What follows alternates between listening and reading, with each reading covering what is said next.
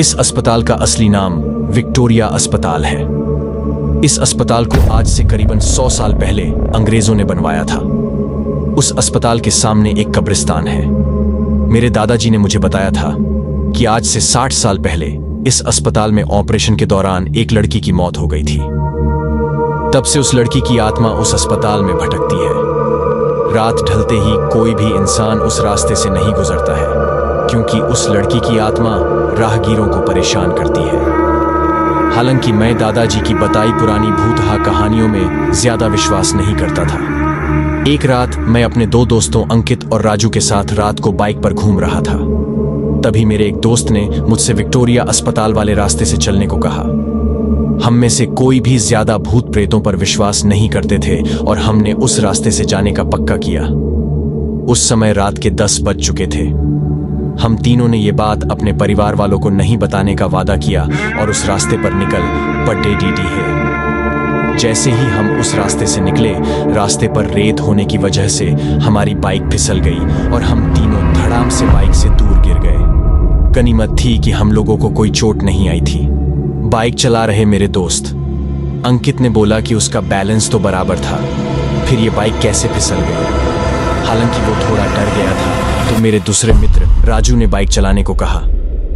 अब राजू बाइक चला रहा था।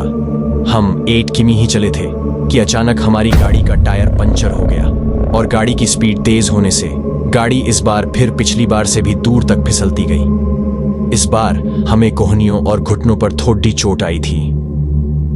अंकित फिर से बोला कि इस जगह में जरूर कोई गड़बड़ है, हम लोग वापस उल्टे चलते हैं। लेकिन मैंने और राजू ने उसकी बात नहीं मानी और बाइक उठाकर पैदल चलना शुरू कर दिया। हम थोड़ी दूर ही चले थे कि अचानक किसी लड़की के चीखने की आवाजें सुनाई दी। ये सुनकर हम रुक गए और अंकित बोला, यार तुम लोगों को चीखने की आवाज सुनाई दी क्या?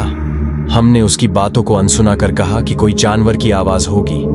5 मिनट चलने के बाद फिर वही चीख फिर से सुनाई दी। इस बार तो हम दोनों को भी थोड़ा डर लगने लगा।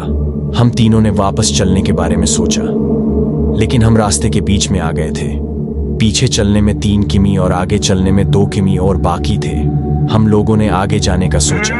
थोड़ा आगे चलने पर हमें बरगद के पेड़ के नीचे एक औरत दिखाई दी। इतनी रात को अकेली औरत को देखकर हमारे तो रोंगटे खड़े हो गए थे। हम लोगों ने पीछे मुड़ने का सोचा। तभी वो बूढ़ी औरत चिल्लाई, बेटा रुको, मुझे हाईवे तक का रास्ता बता दो। हमने पूछा कि इतनी रात को आप इस रास्ते से कैसे निकल रही हो? तो उस बुढ़िया ने कहा कि मैं पटेड होस के गांव की रहने वाली और मेरे पास पैसे नहीं हैं, इसलिए मैं पैदल ही निकल पड़ी। हाईवे के उस पार मेरा गांव है। हमने उस बुढ़िया की बात का विश्वास कर लिया और आगे निकल पड़े दिए है। रास्ते में वो बुढ़िया हमसे सारी बातें पूछने लगी।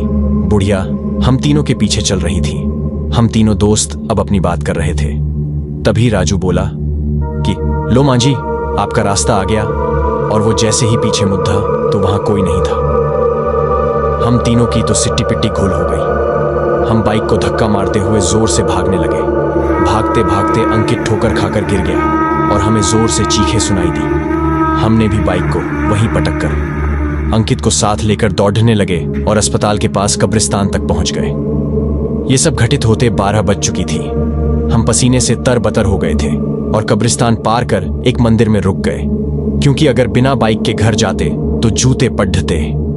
इसलिए उस रात मंदिर में ही रुक गए और सुबह होते ही बाइक लेकर अपने अपने घर आ गए और घर वालों दोस्त के यहाँ रुकने का बहाना बना दिया। उस रात के बाद से हम उस रास्ते से कभी नहीं गए। मुझे आज भी सपनों में वो भूतिया बुढ़िया और चीखने की आवाजें आती हैं।